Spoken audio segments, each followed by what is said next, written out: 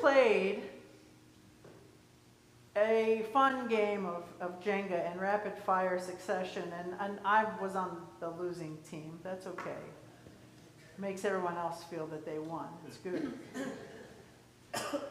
This tower here, it becomes more wobbly and more wobbly as the pieces come out and as things get set on top. And our tendency was, if you notice, several of us were like, we put it up there and we try to fix it right away because we're trying to keep things nice and neat and solid. But the rules of that game are one hand, and you can't fix it before the game is over. It's eventually going to fall because it just can't be sustainable past a certain level. And at first it feels steady and easy, but as you keep playing, you pull more and more pieces out of the tower, it starts to do that little swaying thing. Everyone leans in and holds their breath, waiting to see what will happen. And eventually, no matter how careful you are, some of it's just going to fall down. That's how the game works. You can rebuild it again, but it's never quite the same unless you go back to the original plan in the box. And if you do that, you do get a fresh start. And each time we play the game, it's different. It keeps us on our edge. We don't know what quite to do. We learn a little bit of things here and there, but each strategy doesn't help in the next new situation always. And I think about that sometimes when I read this passage from Luke 21. Jesus and his disciples are standing in front of the temple. They're coming out and going in to worship and to socialize and to do the things that they do in the temple areas. And the disciples look up and they're like, look at this beautiful building. We have a beautiful building here, right? It's not shiny gold, but it's shiny red. And Jesus says, that's good, that's great. Except that thing's going to fall someday. The wonders of the world, the towers that we build, the things that we hold on to as a foundation are not a given. In the temple, this was the center of their faith, their routines, and their community. And it felt like the one thing that could never fail. But Jesus dispels the rumor that that's going to be the case forever. And you can almost hear the silence of the disciples and maybe the looks that they're, did he just say that? For real? Are you sure? I know the builders. I work on the crew. I know what kind of building that is.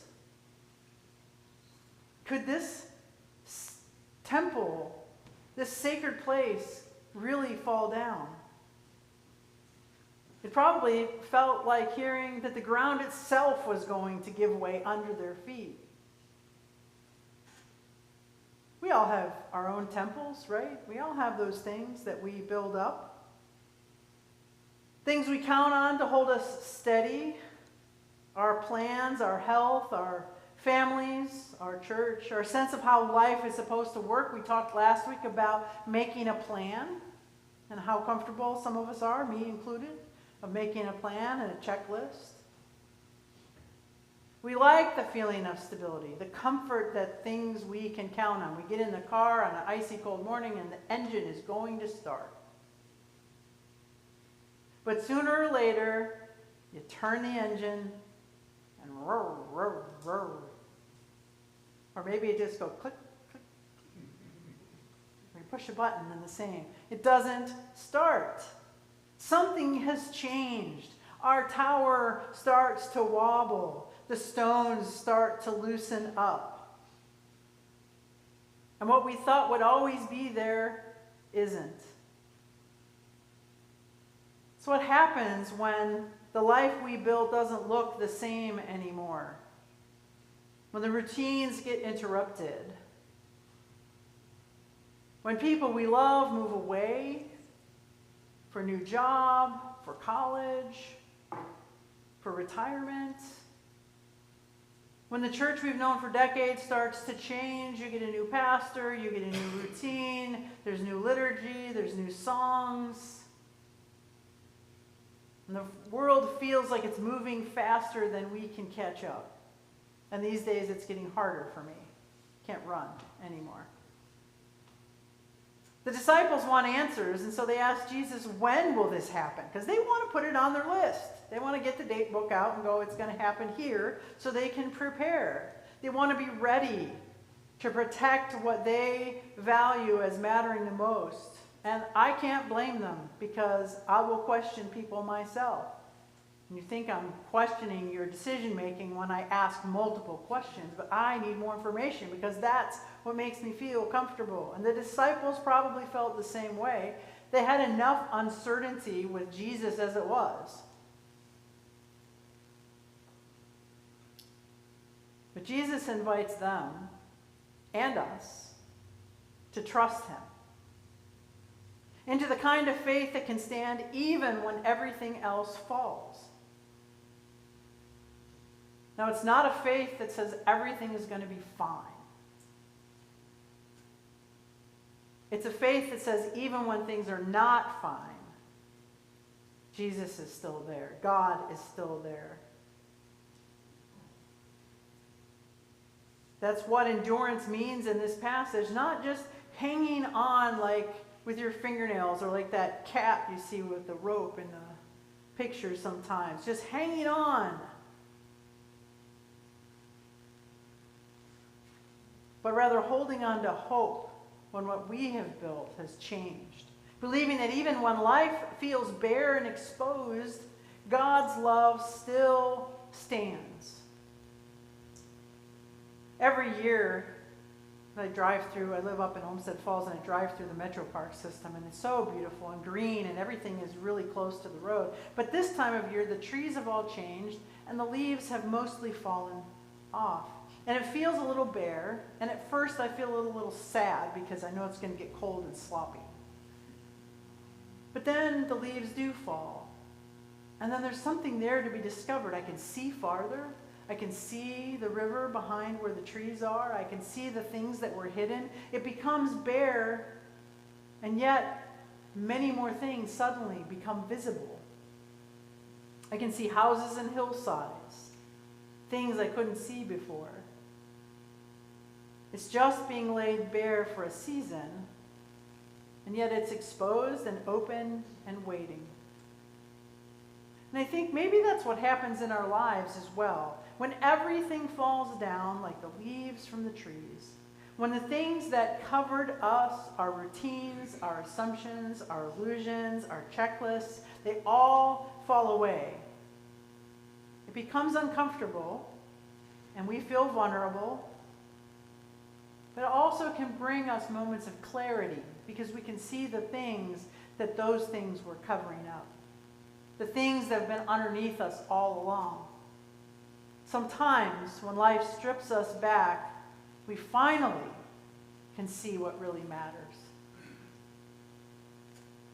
That's not to say that falling down doesn't hurt. It does. The disciples would live through the destruction of the temple, through persecution, and through hardship. And Jesus doesn't deny any of that. He doesn't say this is going to fall and you're going to suffer, but that it's not going to hurt. But he reminds them that even then, God hasn't left them. God's presence doesn't depend on the building or the system or the structure that they saw or that we build. God's presence goes wherever they go and wherever we go. Because life keeps changing.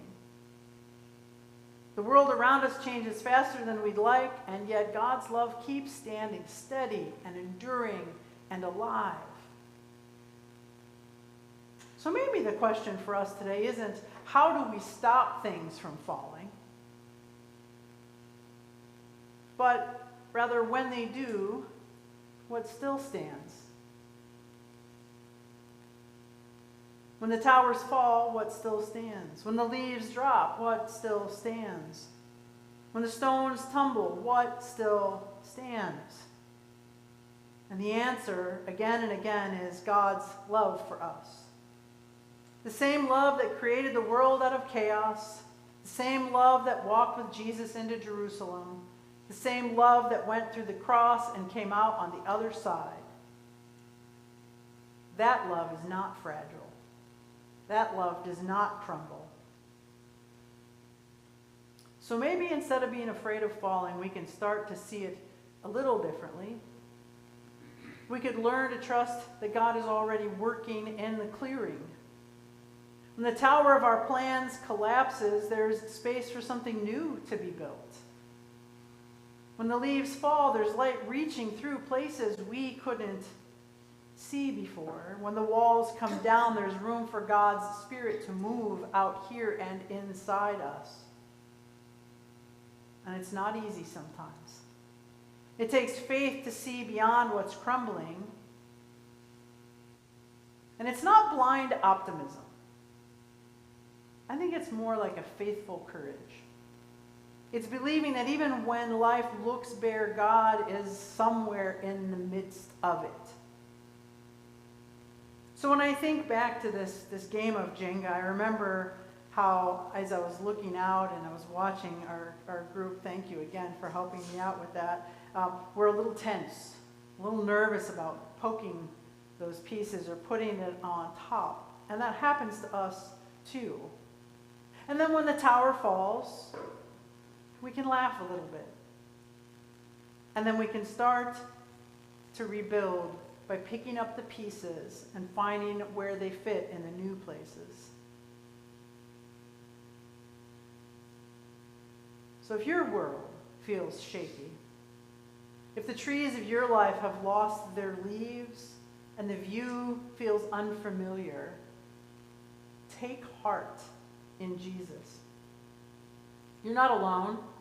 God is in the mix. God is steady when we are not. And when the time comes to build again, to grow again, to stretch toward the light, you're not building alone. The same Spirit who carried Jesus through every trial is carrying you today. Because when everything falls, God doesn't fall. And because God still stands, so can we.